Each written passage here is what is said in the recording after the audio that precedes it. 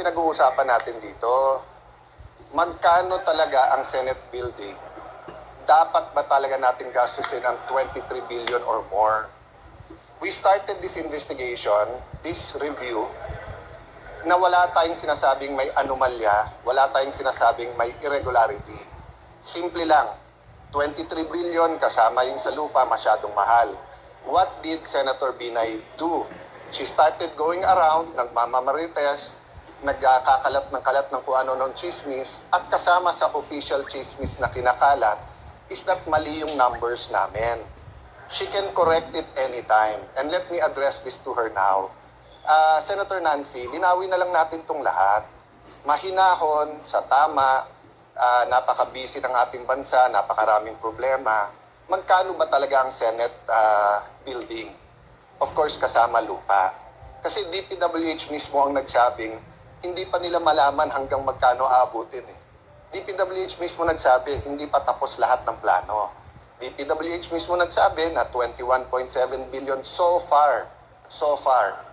And Senate Finance na nagsabing mahigit 1 billion yung lupa, so 23B. So eyes on the ball tayong lahat. Ang ginagawa ni Senator Nancy from the start, nililito tayong lahat eh. Alam niya naman walang mangyayari dyan sa ethics case eh. Pwede ko rin siyang pailan ng ethics case eh. Dahil unethical din yung mga pinanggagawa niya. Hindi ka pwedeng biglang hindi ka member, bigla kang manggugulo doon. Nagsasalita pa, Chairman, gusto mong mauna ka, pinagbigyan ka na, tapos mag-walk out ka in that manner. Even si Senator Miriam, hindi ganun mag-walk out. Diba? Meron siyang pasubali sa chairman or whatever. Pero ano mangyayari kung kakasuhan ko rin siya sa ethics, diba? Although that's always an option, papasok ako doon sa ginugulo lang niya. Balik tayo sa issue. Bakit 663 million sa landscaping alone? Diba? Bakit mahigit 2 billion sa broadcast at saka sa IT at security? So, wala pa kaming tinuturo dito. So, hindi ko talaga alam bakit ganyan siya mag-react. No? So, if she wants a mahinahon na usapan, so Senator Nancy, you're welcome sa next hearing. If you want time to speak, you want 30 minutes, you want 45 minutes, sabihin mo. Pero sumunod tayo sa rules and order. Pero yung guguluhin mo yung hearing, I won't take that sitting down. Diba? I won't take that sitting down. Part of me regrets what happened. Part of me regrets na parang pareho tayong senador, hindi ba natin pwedeng ayusin to? Diba? Nakita nyo ba the next day, pati yung sinabi kong Senado to, hindi to palengke, pati yun ginawang issue. But may nakita ka na bang palengke na 24 na nakabarong ang nagbebenta, na bago magsalita yung sa palengke, isa-isa magsasabi ng, Mr. Chairman, pwede ba ako magsalita? Ang aming galunggong, ganito na ang presyo. Ang palengke, kaya nga masarap puntahan, sabay-sabay nagsasalita, pare-pareho binibenta, yung iba-iba, may mga suki ka, kaya nga ganun yung palengke, di ba? Pero pati yung gustong gawin issue, bakit? Di ba? Gusto niya gawing issue yon kasi gusto nga niya mawala ang focus natin, which is magkano ba talaga yung building, kailan ito matatapos, at tama ba yung paggastos natin ng pera dyan. So, foremost, ako, I will focus on that. So, thank you for asking me. And I think, I leave it to the people to see through yung shenanigans o etong paggagawa ni Senator Nancy. But I don't regret exposing na nagmamarites siya. Kasi yun talaga ginagawa niya. Ikot ng ikot, sa interview sinasabi na mali yung numbers, wala. Senator Nancy ang nagbigay sa akin numbers, staff mo. Kinonfirm ng Senate Finance yung numbers. Tatanungin mo ang DPWH para magkamali sila na 23 kasi 21.7. Kaya kung nga nasabing buang na, kasi nga parang nagising ako sa mundong ito na sinabi ng DPWH 16 billion malayo sa 23. Nag-sorry sila, ikaw pababawi mo yung sorry kasi 21.7 billion. So parang sa kanya walang difference ang 23, 21, 16 billion. Pera ng bayan yan. Ako nagsimula ako sa politika, 100,000, 200,000, 1 million, hinahanap ng tao, anong ginawa mo sa perang yan? Tapos ngayon, bilyon-bilyon ang pinag-uusapan natin, parang nabuwang na yung mundo na baliwala to. Diba? That's why nga, ganun yung usok ng damdamin ko, na parang ganda-ganda ng takbo ng hearing, nagkakaunawaan, lumalabas dito kung ano yung talagang numbers. Wala pa tayong sinasabing anomalya. Oh, pero bakit ganun ang reaction mo? Ba't ka galit na galit? Diba? Bakit mo talagang nililihis? Don't discredit this inquiry. Kahit sinong gumawa ng inquiry na to, it's clear to me, i-discredit ni Senator Nancy. But I don't know kung ano nandyan. So wait for the next hearing. She's welcome. I'll give her time.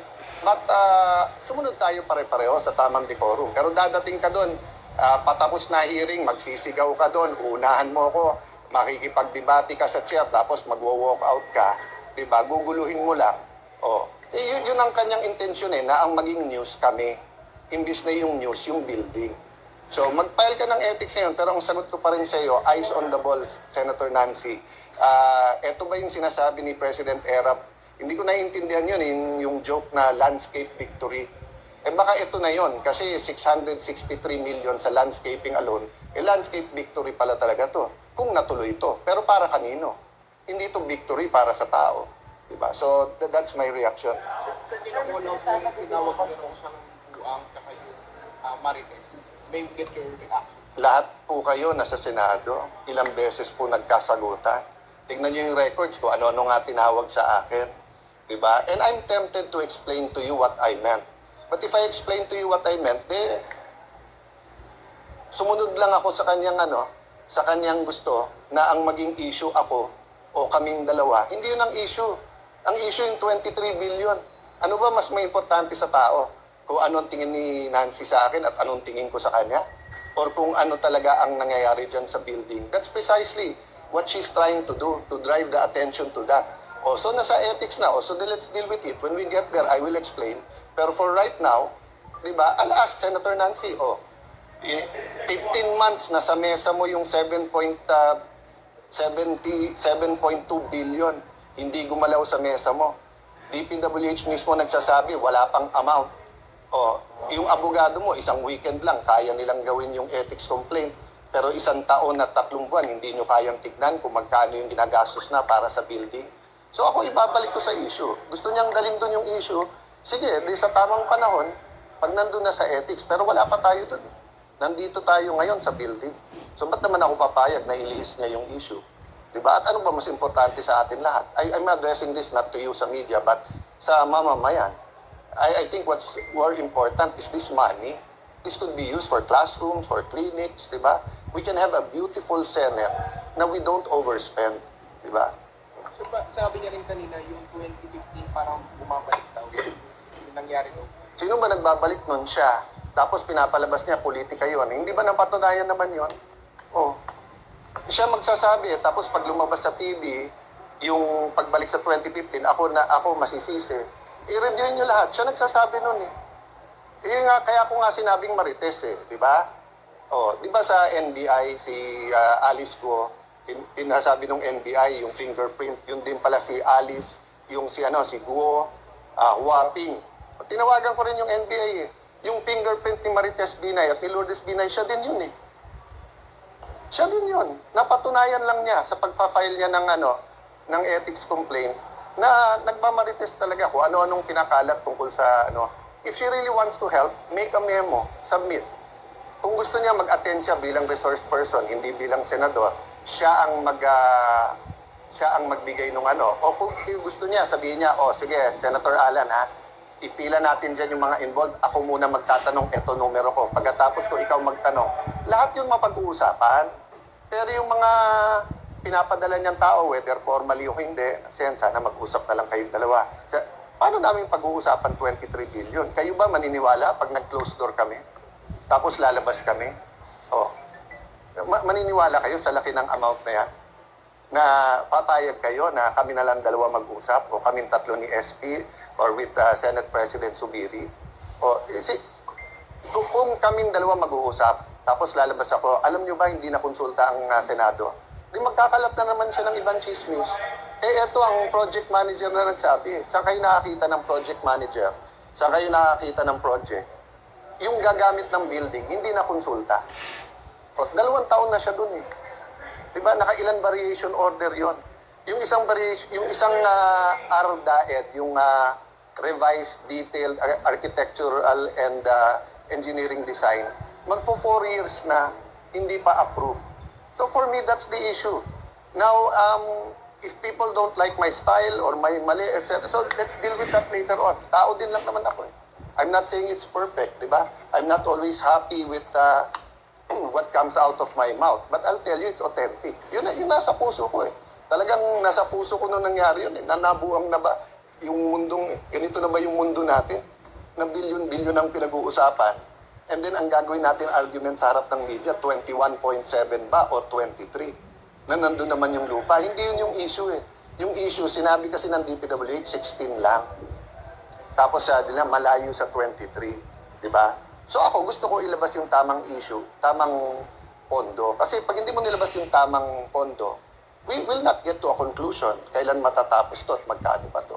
Sir, tinanong din namin ito pa yung Senator Nancy. Yes. Open ba kayo, sir, na patawaran na lang mag-usap? Ganyan sa isang legislative body. Nakita niyo yung masasakit na nangyari sa akin sa Kongreso, nangyari din sa akin sa Senado nung panahon ni Senator Villarreal, nangyari din sa CA yan. Pero it's part of work. After that, no more problem, di ba? Pero mag-ayos tayo. Tayo na, hindi ikaw. Mag-ayos tayo. At paano tayo magkakaayos, Senator Nancy? Simple lang. Stick to the issue. Himayin natin yung 23 billion na yan, o kung tingin mo 21.7, himayin natin, mahinahon tayo, sundin natin yung tamang rules, at ilabas natin ang tama, then magdesisyon tayo. Paano matatapos ang building at ano yung tamang presyo ng building. Pero yung pasad na yan na 1.6 billion, yung broadcast system at saka security system na pag pinagsama mo 2 billion, yung garden o landscape na 663 million, hindi pwede sa akin yan. Sa akin napunta eh. Buti ko hindi sa akin napunta eh. Kung hindi sa akin napunta, isa lang ako sa 24 na boboto. Pero sa akin napunta, i-recommend ko talaga sa 24 na ayusin natin yung tamang pondo. Then other issues na po regarding sa design kanina yung sa Procalacos. How beneficial po Sa Japan, Opo, Japan. Yes, sir. it's tricky. I'll tell you muna sa benefit, no? Dahil mapagpatawad at tunay na pagpapatawad kasi nakakalimot eh, di ba? In the Bible, God says when He forgives, He forgets, di ba? So, kung makikita nyo, ang Korea at China, sensitive pa with anything military sa Japan. Pero tayo, tunay na mga kapatid, tunay na magkapatid ng tingin ng Pilipinas sa Japan, the Japanese help us with our infrastructure. So, in a sense, sa positive, syempre, we need all the help we can get. However, you can expect reactions talaga once na papasok sa military o semi-military. So, mapag-uusapan naman to sa Senate pa rin. So, it's good to have allies. The question is, saan mo gagamitin yung cooperation na yan? Because you don't want there to be more problems than solutions. So, I haven't seen yung laman. But of course, I think the government of Japan na parami ng parami, palaki ng palaki yung areas saan yung cooperation. So, katulad ngayon, hindi ganun kataas ang turistang Chino o Chinese sa atin. And talagang for every 2 or 3 tourists, isang trabaho ang nakrecreate sa Pilipinas, tumaas ng konti ang ating unemployment. So if the Japanese and Koreans who have done it before can help us by helping us have more tourists here, those are forms of help na wala sa agreement. So bottom line, I think it's a positive step. Kailangan lang natin tignan at himayin kasi there's going to be a little bit of controversy there. It really depends. Senator Aimee has been outspoken about how the country should deal with the West Philippine Sea. So it depends kung isa-schedule niya at it depends din sa lalim ng mga tanong niya. No? And we usually support the chair sa decision niya. No? But we'd like to thank the Japanese government no, na parami ng parami ang areas where may cooperation tayo. Sir, the National Quest Challenge, makes daw yung 1080 station. Okay. Kung sasagutin ko yan on the merits, na may sagot ako dyan, kasi tandaan natin, halos nagsisigawan kaming dalawa. Kaya kung hindi tama yung paglabas nung ibig ko sabihin, Pero kung sasagutin ko on the merit, ay kwento ko yan, pupunta na naman tayo dyan. Nandiyan gusto nga punta ni Senator Nancy. Sana manawagan din yung NPC kay Senator Nancy na ilabas ang mga tamang numero at tutukan ito. Kasi pwedeng NPC can have both. They can have investigation where Senator Nancy is cooperative as former chair, where she's held accountable for the good or bad that she's done during her time. And then you hold me accountable later on. Diba? So, eto namang issues, hindi naman nawawala ng issue sa politiko, hindi rin na nawawala ng issue sa politika, but look at my track record. Hanggang ngayon, nasty things have been written about me. May kinasuhan na ba akong libel sa buong political life ko? Wala. Tanungin mo sa mga nakatrabaho ko, sa press corps, sa DFA, sa press corps sa Senate, sa press corps sa House, even sa SEA Games, na naging up and down at meron talaga kaming inaccuse ng PR group. May inaccuse talaga kami na nanira at yan umabot ng korte. Ano yan, verified yan. Diba? So, hindi naman natin sinasabi perfecto lahat ng media, pero yung palabasin na yung sinabi ko, nag-a-accuse widespread sa radio, sa media, hindi totoo yun. Kilala niyo ako, hindi ako ganun mag-akusa. Ang inaakusahan ko, si Senator Nancy, na nagmamarites ka na lang, nagtutulak ka ng narrative, nagtutulak ka ng question, hindi mo pa sinipagan na ayusin ng mabuti yung pakiusap mo sa ilang mga stasyon na eto maging topic. Yun ang ibig ko sabihin doon. Wala akong sinasabing may mali or whatever. Twist yung sinasabi ko. But again, if I go deep into that, edi nanalo si Senator Nancy. So yun ang challenge ko pabalik sa NPC. Eyes on the ball, mga kapatid sa media. Eyes on the ball. Ang issue dito yung sa Senate building at yung pera. Kung susundin natin yung gusto ni Senator Nancy, magiging play na to ng lahat. So anong gagawin na ni Mayor Alice Guo? O sisigawan na lang yung chairman. Tapos papailan ng ethics, yun na yung news. Hindi na yung kung sino talaga siya at paano siya naging mayor, di ba? So yan ang style ni Senator Nancy. Hindi ubra sa akin yung style niya. Di ba? Kailangan eyes on the ball tayo. Tama dapat yung issue. Sir, natanong ko. Sabi niya sa ibig kayo question niya raw yung irregular proceedings ng PSA during the PSA budget deliberations. Would you support this lalo na may nangyari? Actually, I'm alarmed kasi foreign nationals na nakakakuha ng Philippine passport, nakaka-apekto yun eh. Sa lahat sa atin na may passport man o wala, humihina ang ating passport at humihina ang ating identification system. So makikita nyo sa Facebook, meron nakalagay dyan, how powerful is your passport? No? Meaning, pag yan ang hawak mo at representative ka ng bansang yan, ano-anong mga bansa ang pwede mong pasukin na wala kang visa? Kasama syempre dyan yung security, yung international standing ng bansa mo, yung ekonomiya ng bansa mo, but kasama din kasi dyan yung security ng pag-issue ng travel documents. And natimbrihan na rin ako na may problema din doon sa national ID. Kaya nga nilipat nila, di ba? From PSA na sa DICT na. Actually, part of my meetings this week is yung humihingi ng urgent hearing ang DICT sa iba't ibang mga scam. So, and dun sa ineffectiveness ng SIM card registration. So, nabalitaan ko na kahit picture ng unggoy, ilagay mo na nakakapag-register. No? So, I support any move. But even before the budget hearing, the Committee on Science and Technology will look into the itong mga different scams na digital or yung paggamit ng AI din.